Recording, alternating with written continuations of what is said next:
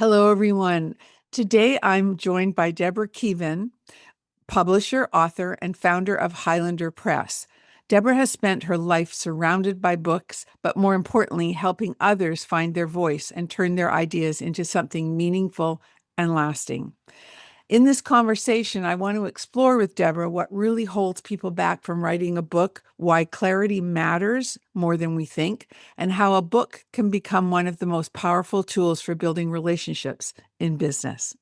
So, welcome to the show, Deborah. Oh, Janice, I've been looking forward to our conversation. Thank you for having me. Oh, really? Oh, thank you. I feel like I want to call you Deborah, but I see Debbie in some of your things. So, do I have to be in a special group to call you Debbie, or do We're you friends. prefer? You can call me Debbie. But do you prefer that, or does it matter? I go by Deborah or Debbie, just not Deb. Oh, yeah. Okay. Okay. That's like me. Don't ever call me Janet because that's not my name. And when someone calls me Janet, it's like they haven't listened. So, Yes. yeah, Jan or Janice, but not Janet, please. Anyway, so, okay, I want to dig right into, I go back because I know you've loved books since you were 4 years old. Do you remember when you first realized that books could actually shape a life or a career? Oh my goodness. That was a very late in life uh, uh, Uh, landing, I would say, is the yeah, word I would use because I'm the first person in my family to go to college, and I was you're very much special. the outlier. Mm-hmm. Um, I was a quiet kid by necessity. My younger brother was born with pretty significant health issues, Mm. and my mother wanted the house to be quiet. And I was a pretty rambunctious tomboy kid with a lot of energy, and I just channeled it into reading. Mm. And but it never occurred to me that I could make a living and have a life that involved books. And I say I have the greatest, and I can't even call it a job. I have the greatest day-to-day lived experience because I get to play with books all day long. Isn't that fantastic when you can do what you love and get paid for it? Yes. Fantastic. That's great. Um, you often say that people don't struggle with writing, they struggle with knowing what they want to say. What do you mean by that? Well, so it's interesting. I've had a lot of people say I'm not a writer. I say that. I say I'm a Mm, talker, not a writer. yeah, Yeah. and I'm going to give you a great big permission slip, Janice. Okay. You have a recording device on your phone. Yes. Speak your story, speak Mm, your wisdom, because a lot of people feel stuck when it comes to putting pen to mm, paper or fingers to keyboard. And Brene Brown calls those art scars. We learned at some point in our lives yeah. that our creation wasn't perfect, Mm, and slowed us down. And it, in many cases, stopped us mhm, altogether. Writing is one of the skills that is the easiest because it's just simply the act of doing it. mm. And with tools today, you can record and have That's it true. transcribed, and then you have a rough draft. And with a rough draft, you can create magic. Oh, I love that. Yeah, it is. It's true that the with the tools we have today, there's so much. It makes it so much faster and easier. It's totally true. Okay, thinking about that. Okay. What are some of the common ways that you see people get stuck when they're trying to write a book? Oh, I'll say analysis paralysis. Mm, And I'm a great example of this. I wrote my first novel, and the chapter one is chef's kiss. It's fantastic. And I kept revising it, kept revising it, kept revising it. And I think we often get into that phase where we have the fraud factor or the little gremlin on our shoulders telling us, it's all been said before, and who's going yeah. to read this, and why are you spending this time and energy to do all of this? And that's just fear. It's our egos trying to keep us safe.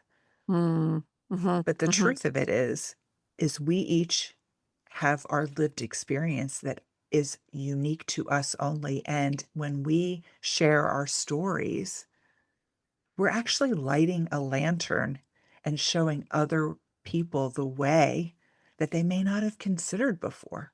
And it Mm. gives others the permission to be themselves and share their stories. So I'm just going to interject myself here from my questions uh, and ask you. So I know you've written a book called, I love the name of your book, Shelf Life. I love that. Shelf Life, a field guide to long-term author success. So that book is helping would-be authors um, on their journey of writing, I'm assuming, and the It's things to do actually, yeah, after, right? It's the yeah, things to do after they've written the book, yeah, right? after they've published, actually. Right. Okay. And we'll come back to that. Sure. Um, but do you mostly, so your company, Highlander Press, do you publish mostly nonfiction books or a bit of fiction and nonfiction or like business books? Is there a pattern to what you publish, In the what your beginning, specialty is? yeah, in the beginning, we published primarily nonfiction, typically in the self-help slash memoir business Yes. book, Yes. thought leader, Yes. even lead gen books, right? Okay. Yeah. Um, but over time, because I have a foot in both fiction and nonfiction Yeah. You said, worlds, yeah, you, we actually had our largest publishing class of fiction start 2 years ago. And uh, so right now we're a 50-50. okay. So it's about, yeah, I would say 50-50 right now. And I love having the breadth because our authors get to know each other. And so fiction writers are getting to learn from nonfiction writers and vice versa. So you do, you call it the Author Momentum Circle. Is that your sort of group program, Yeah, so that's after. So we have two programs. One is called the Ink program, and that's our publishing arm. right? Which I was going to Any, ask you about as well after. Okay, I have a yeah, question. so let's talk about the Yeah.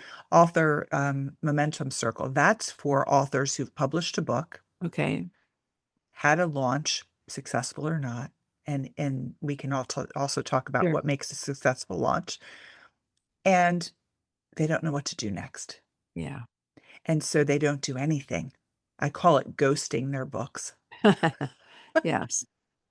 So for that circle is intended for fiction and nonfiction authors. To support Um, them in support which, and yeah. we look at what's working. What are their goals? Just for Yeah. quarter, like by quarter, what are your goals? Okay. Well, and so that's interesting because I do know a woman here in British Columbia who's had a successful business for many years, helping authors write their books. But she seems to, I think she's had group programs too.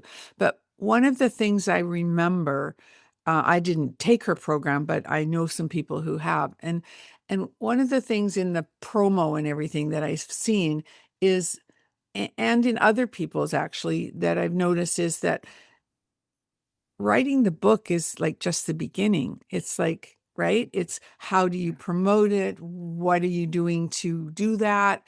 What do you want it to do? Is it just it's like a business card or is it, more than that? So it's important to know what you want, but it's also important to know how to do all of this stuff, how to get it to that pretend, I call it the pretend bestseller list, because it's like getting everybody to vote for you. And, it's just, Right, yeah. right. But it does work and it helps people with their, um, uh, their And prowess about it. visibility. Yeah. Yeah, Visibility, visibility. but Yeah. also their feelings about, having been successful in doing what they're doing, of course.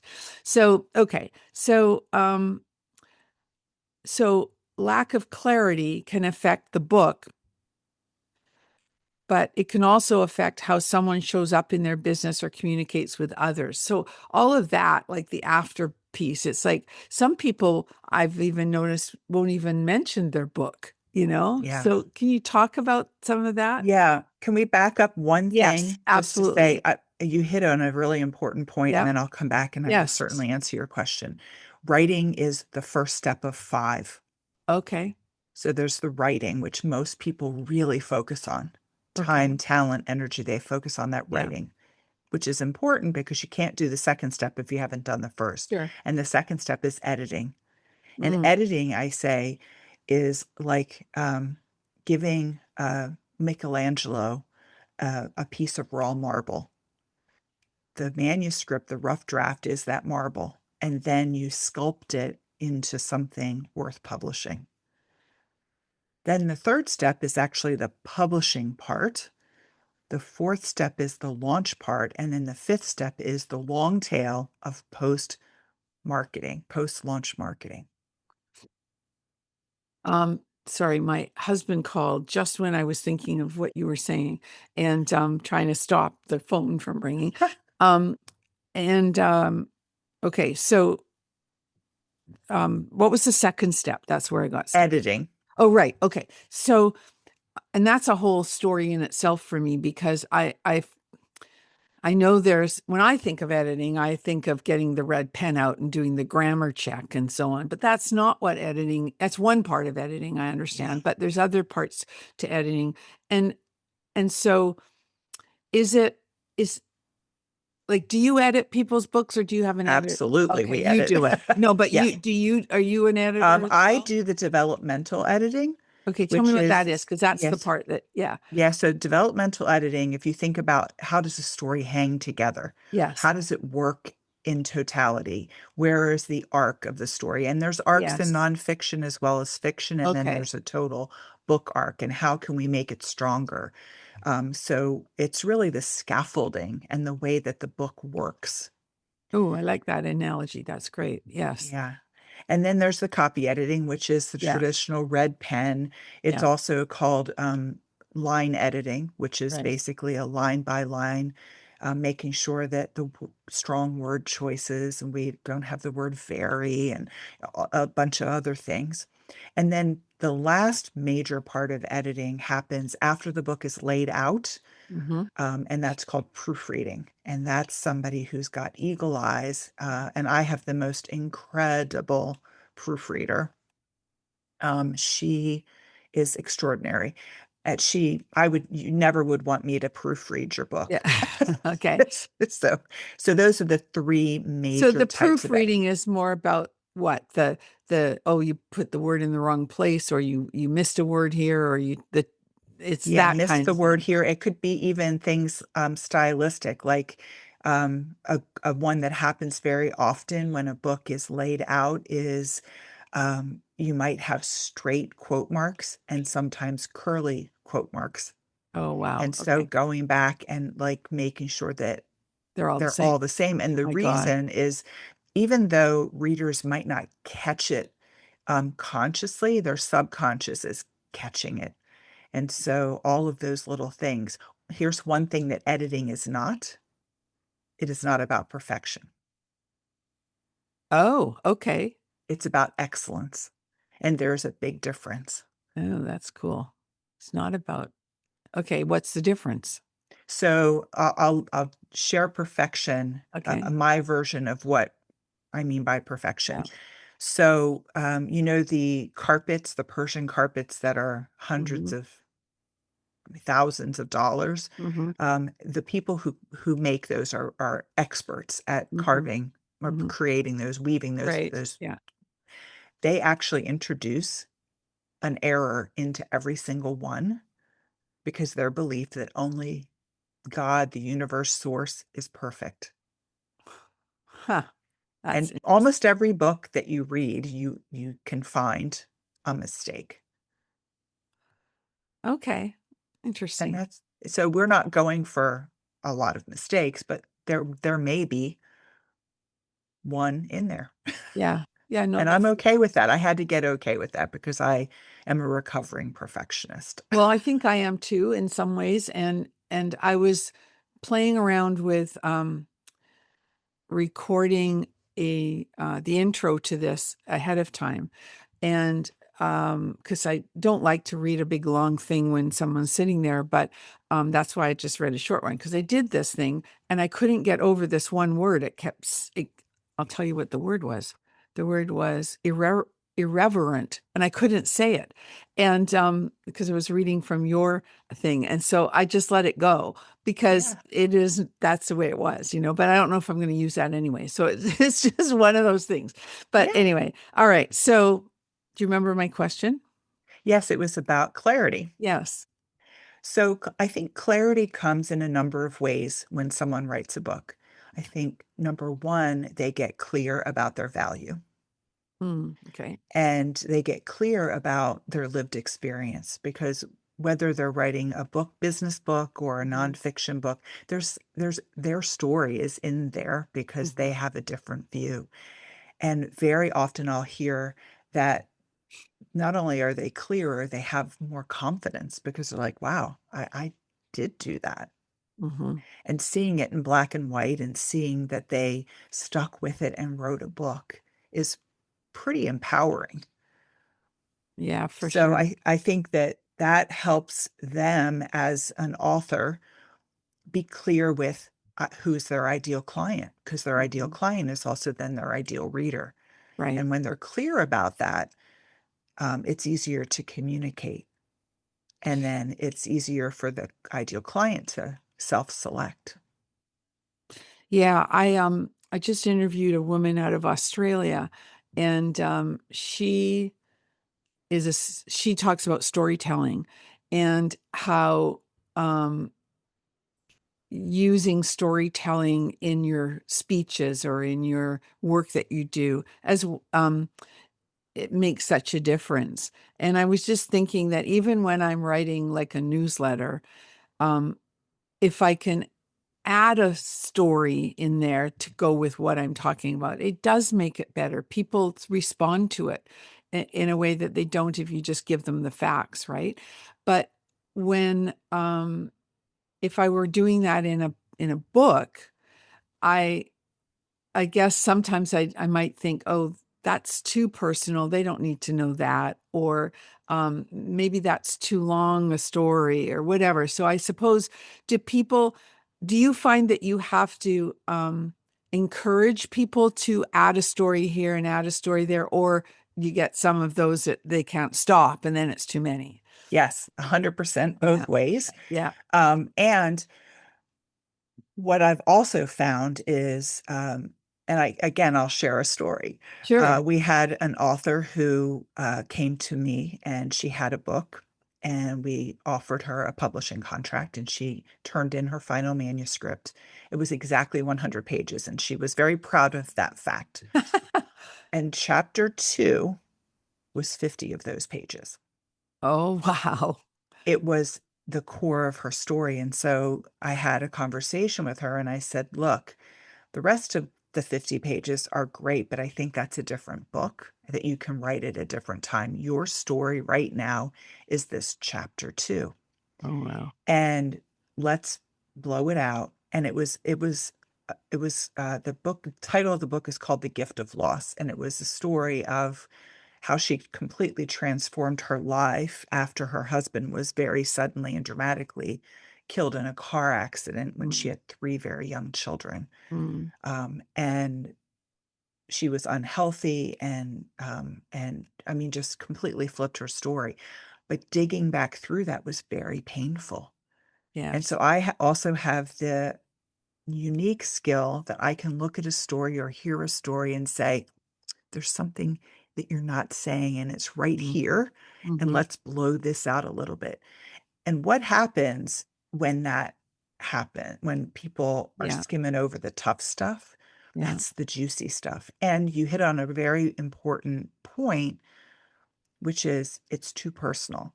And so I always say there's personal and then there's private, and they're two Mhm, very different things. mhm, mhm. And so what may be private to me may be personal to you. It could be very different. So that's an individual choice, Mhm.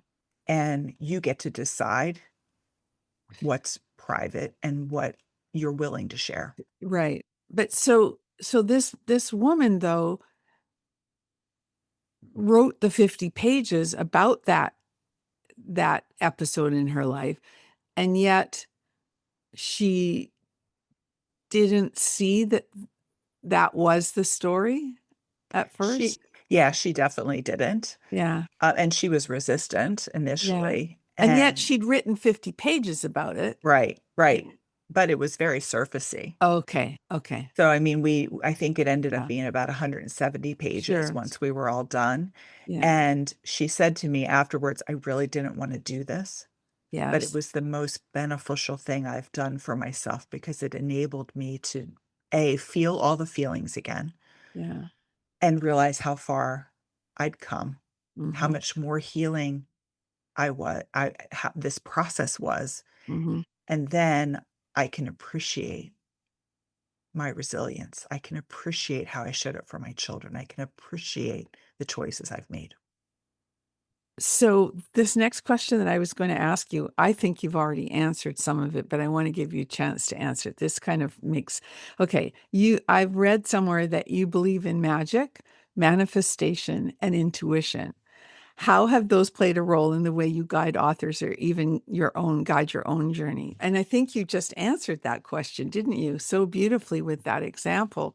Well, thank Is you. there another one in there? Um, I I I do believe in magic. And it's funny, I was as a kid very intuitive and I pushed it away because it didn't fit how I Yeah, was growing up yeah. and the structure of our family. And once I leaned into it, it was almost like Dorothy and the magic red slippers, right? Yeah. I Yeah. had this power that I was like, "Whoa." And so what I've discovered about myself is I'm an excellent listener Mhm. and I can really hear. My ears will burn actually Mhm. Mhm. when someone's saying something that I'm like, "Ooh, we need to go back and dig into that." Mhm. And so, like, when we do VIP sessions and I'm helping somebody define the scaffolding before Mhm. they've written a Mhm. word, I re-record those sessions because sometimes I don't even know what I'm saying. It just flows through Yeah, me because I'm so connected. I love it. Yeah. I And I know that that I think is magic. well, I do too because I feel that, I am intuitive, and when I'm talking to people, whether it's on a microphone or whether it's just, having a conversation with someone, I tend to be able to, um dig deeper than one might normally think. I always have this joke that um and I've said this before on air as well that my husband can go and play golf with somebody that he's never met before and come back and tell me that he met this really nice couple from Australia, and I'll say, "Oh, where are they from in Australia? How where did blah blah blah blah," and I'll ask a million questions. He says, "Janice, I was just playing golf with them." But you were with 4 hours you were with them. Right. Right? And yet Yeah. I can talk to someone in the grocery store for 5 minutes and find out more about them than he could in 4 hours. So it's just I it's just an it's I think it's a gift, I think, to be able to and to know, I guess the bigger gift is to be able to know when to dig in and when not to, right? Yes. Yeah. 100% really Yeah. listening to our guts or that Yes. intuition that comes because if we're attuned to it, Yes. it's there Exactly. available all the time. Right. And I'm just thinking that, we all talk about knowing who our audience is and who we attract in terms of the work that we do. And um, and I think with finding a publisher for your book, so you've decided you want to write a book, but maybe that's as much as far as you've gotten. And now you're shopping for someone to help you. So what would you say they're going to see or read between the lines when they look at your website and your LinkedIn profile and whatever, and know whether you're the right person for them, and vice versa, because once you've had the Yeah. conversation.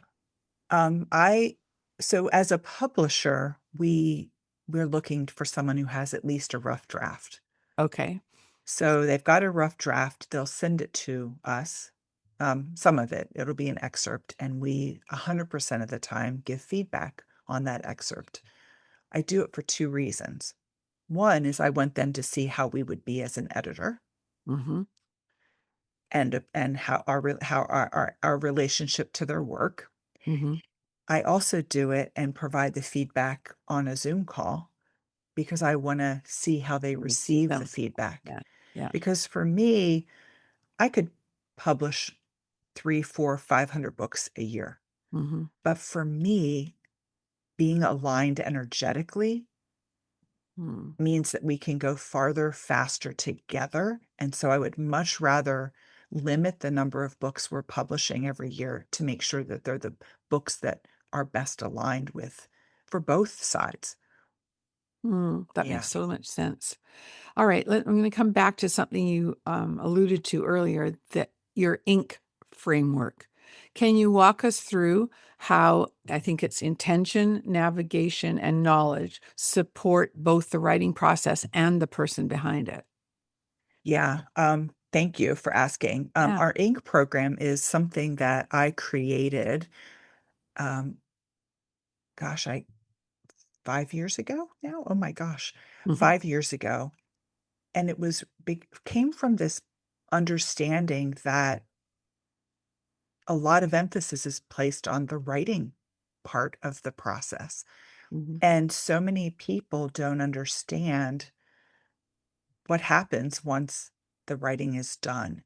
And so it was created because I kept having the same conversations over and over. And I realized authors need community so they Mhm. can support each other and create this lovely, wonderful, supportive, and encouraging community. And it was everyone's hearing the same thing. So these classes were initially taught live, which limited the number of classes I could hold a year. They were 6 months, and it happened alongside the editing and publishing process. So people who we'd offer a contract to would go into a cohort. That cohort has now expanded to be a year-long program where the classes are pre-recorded, and then we still have live sessions where they get to build the community and ask questions. Mhm. And so it enables people to come in all year long and pick up where they're starting. And honestly, people love it because they understand what's happening while it's happening, and they understand the theory behind it. It's not to be, I want them to become publishers, but I want them to understand when we're talking about their cover, why I'm going to be very particular about certain things depending upon who their audiences are. Yeah, the little things that I don't even think about. Yeah, Yeah. that's so true. And first impressions are the cover, is the cover. Yeah, in Yes. that instance. Okay. Um, how does writing a book change the way someone sees themselves and their voice? I'm sure Yeah, you we must touched on see. this. Yeah, Yeah, we've see touched on the this a little bit. transformation. And Yeah, and with the woman that, yeah. yeah, but I even think I've seen it time and time again. And we've published thus far since officially launching as Highlander Press. We've published 76 books. So in 6 years, it's Mm-hmm. pretty good. A lot. Um, I've seen it consistently that people stand a little taller. They feel more confident. They show up differently. And if you think about if you meet an author, right, you kind of have this I have this feeling when I meet an author, it's like they've done something really cool. Books are still important in our society. No, I love books and I don't read enough. There's never enough time to read. Well, can we talk about that a little bit? Yeah. Because I did something that I haven't done for a very long time. I don't read fiction. I never have time. So if I'm um, uh, my nighttime routine when I get into bed is to do a crossword puzzle because I love doing Oh, crossword puzzles, and maybe just read some junk food reading like my People magazine because I'm a um, uh, pop culture nerd and I love Jeopardy, so those always help with Jeopardy questions. sure. Anyway, but I notice new books that come out and books that are made into movies and who's optioned this book now and so on. And we're going away for a week, and I thought, maybe I'll get a book and take a book away with me because I'll have time to read. what shall I get? Right. And I wanted a real book. Like I didn't want to Right. do it on my Kindle or anything. I can't do that. I have to have the book. So I I see on Instagram these people that say, "Oh, here's my 5 top books so far this year." Like they've read 35 books and it's only the end of March. And I'm like, Right.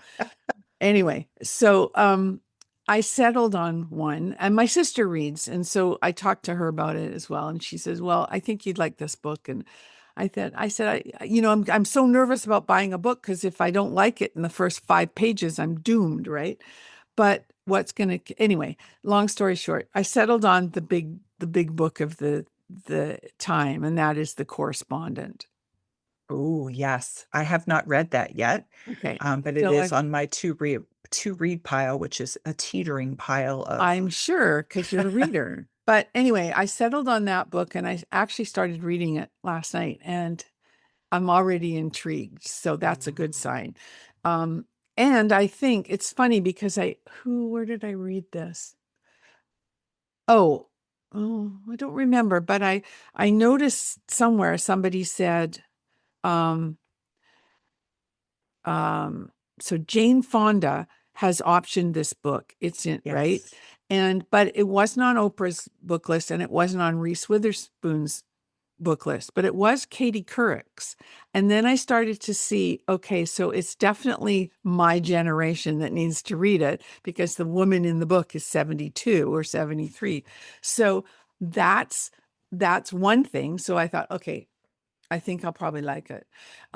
But it was a lot to think about because when you don't read very often, you don't want to waste your time on something, Right. right? So I want to know what you're reading. Oh gosh. Right now I am finishing up Kate. I love historical fiction. That's Oh, what okay. I write in fiction, Yes. and that's what I love reading. I'm finishing up Kate Quinn's The Briar Club, which is the story of it's kind of told from the story of a perspective of the house, the Briarwood House in Washington, D.C., in the era of McCarthy. And Oh, it's full of women who are in different careers. One works for the National Archives, one is an artist, and someone else works for a senator. So they all have these different jobs. And it's the story of these women who have come from disparate backgrounds and how they get tangled up in um, the the Red Scare. politics? Yeah, the Yeah. Red Scare. Yeah. Yeah. Um, and it's quite good. I like Kate Quinn. She wrote the Rose Code. If I were to give you a recommendation for a book that I just thought was, I'll give you two. One is an older book called The Dutch House by Anne Patchett. Oh, see, Anne Patchett's mentioned in this book.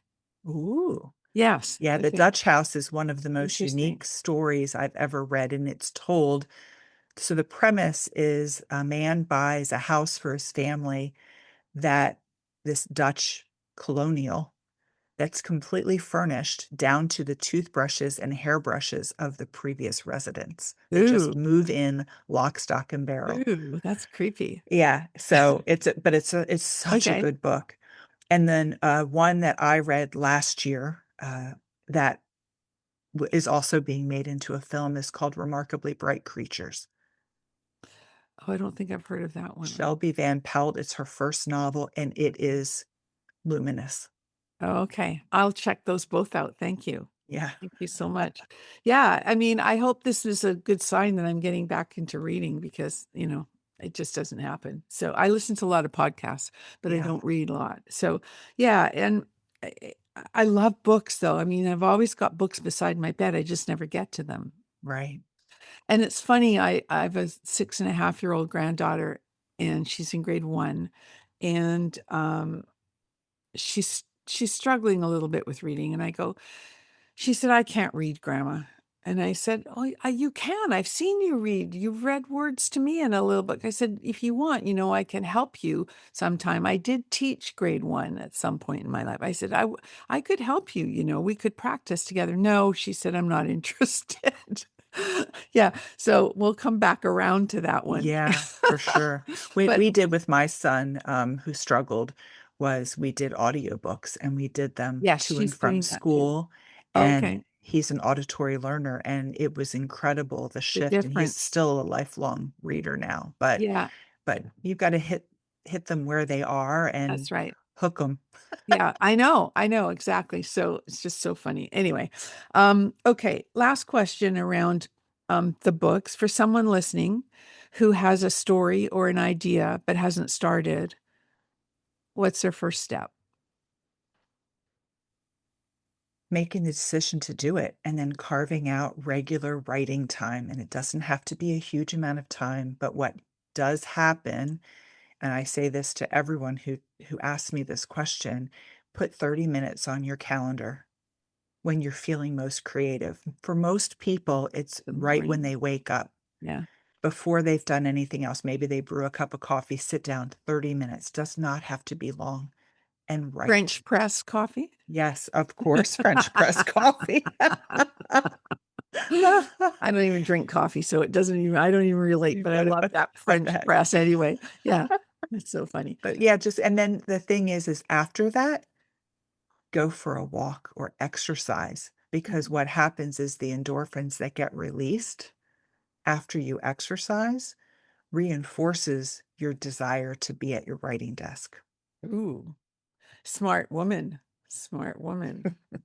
So when you're not reading or helping others write their books, I know you've done one of the trails in or the Camino de Santiago trail Yes. in Spain. That must have been amazing.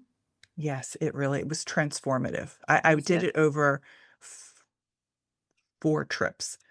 Okay. So I broke it into sections, and, Okay. it was each leg of that trip, I didn't bring the same person home with me. Oh. In terms of the shedding and the contemplative time. And at the first leg that I did, I had come out of a marriage where I had been abused. My Mm. kids were both, heading off to college. It was a real time of reflection. What stories, what can I learn from this experience? How can I heal? And I came back from that trip thinking, I have too much stuff. I'm holding on to emotional baggage. I'm holding on to physical things. And it was really the start of a completely transformative experience in my life. Hmm.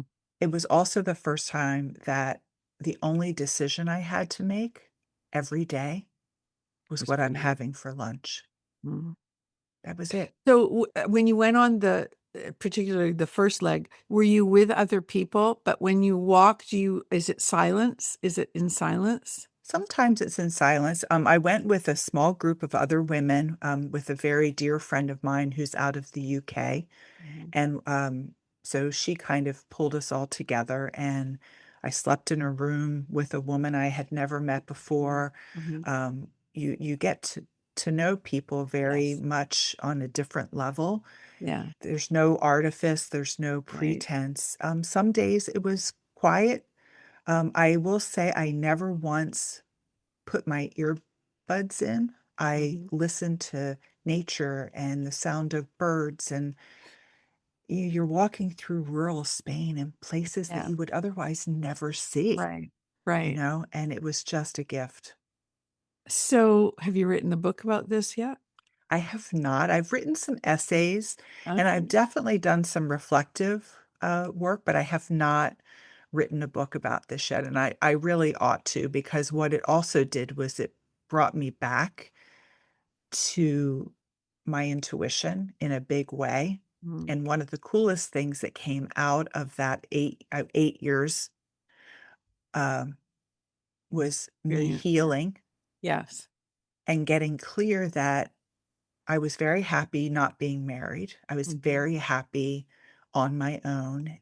And I also knew that somebody that had already been in my life was going to come back. I just didn't know who or when.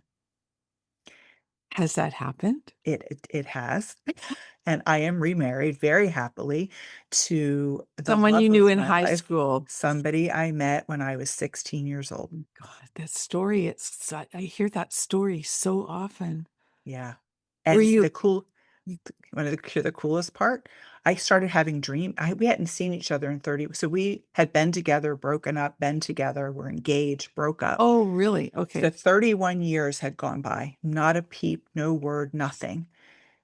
I started having these really random dreams about him, like, really vivid, and, I was talking to a friend of mine, and she said, "Well, what do you think that is?" I'm like, "I really don't know. I don't know what it is." And she's like, "Let's do a meditation together." Does a meditation with me. I come out and I say, "I'm supposed to write him a letter." I had no idea where he was living. I had no idea his life situation. So I just wrote a letter of gratitude, 4 pages of Yeah. what a great boyfriend he had been, how much I loved his family. His family was my family, Yeah. and just gratitude. And, I'm just reaching out across time and space just to say Yes. that I wanted to let you know how much I'm grateful for you. He had been meditating Oh my on God. me when like 4 o'clock in the morning when I guess these dreams were happening. I don't even know. Yeah. But he got my letter and he said it was like an out of body Wait, wait, wait, experience. wait. How did you find him? I so he's not on social media at all and never Okay. has been. And over time I occasionally, Google, Yeah. not Yeah. never found him. Never found him. Okay. And so I Googled him that day. I'll remember it was June 15th, 2021. Mhm. And, I found him. I found his address. I didn't know if he was still living there, but I'm Yeah. like, "I'm gonna write a letter and I'm gonna send it. Okay. Okay. And if it's meant to do something, it will. Yeah. If it doesn't, it won't." Yeah. And he phoned you or whatever. We started writing letters back and forth Oh for my about God, how 6 weeks. romantic. Mm. And And it was just getting to rediscover who we were now as, yeah, adult, of grown course. Yeah. people. Yeah, Yeah. and then he came to from New Jersey to where I live in Baltimore just for a weekend, had it set up in a different room, like, we're Yeah. Yeah. Yeah. friends, Yeah. Yeah. and we have been together ever since. Oh It my has goodness. just What a he's just beautiful story. yeah. So, magic can happen. But your intuition, like, boom. Yeah, Wow. That's yeah. amazing. Yeah. Anyway, just I love that story. Thank you for Thank you, sharing that. I love thank it. you. Okay, so I think it's time to wrap up, and I could talk to you for a long time because I'm fascinated. But what a thoughtful and inspiring conversation. I love your idea of how you talked about writing the book and everything else that goes along with it. It's not a task to complete, but it's a way to create connection, clarity, and impact. So thanks for sharing your insights and for the work you do in helping others bring their stories to life. And how can somebody find you who listens to this podcast? The best way to find me is on Substack. Oh, okay. I have a Substack called Story Tell Her, and, Oh, right. Okay. it is, it's full of stories. It's full of stories about writing, it's full of stories about other authors. It's just full of stories that can help people at any stage, whether they're thinking about writing a book, they've published a book, and they're not sure what to do. It's just full of stories, and I've kept it free of charge that people subscribe, but free of charge, and I'm having so much fun sharing stories on there that I will. Well, that's good. I haven't made too much. I haven't. I've ventured over there a little bit, but not a lot. So I will go over and check that out. They can also find you, I'm sure, at Highland Press. Highlander Press books. Yeah. Highlander Yep. Press Books, and I'll put that in the show notes as well. And Yeah. of course, on LinkedIn, I'm guessing as Absolutely. well. Okay. Well, thank you again. And to my audience, remember, this is fascinating. I hope you enjoyed it as much as I did. And we'll explore the opportunity or the possibility of writing a book yourself if you haven't already, or another one. And check Deborah out at Highlander Press. So remember to stay connected and be remembered. Thanks, Deborah. Thank you. If today's show inspired you to make a new connection, why not start with me? Head over to LinkedIn and connect with me. Be sure to let me know you are a podcast listener, because I select one listener each month who connects with me on LinkedIn for a complimentary profile audit. Don't forget to stay connected and be remembered.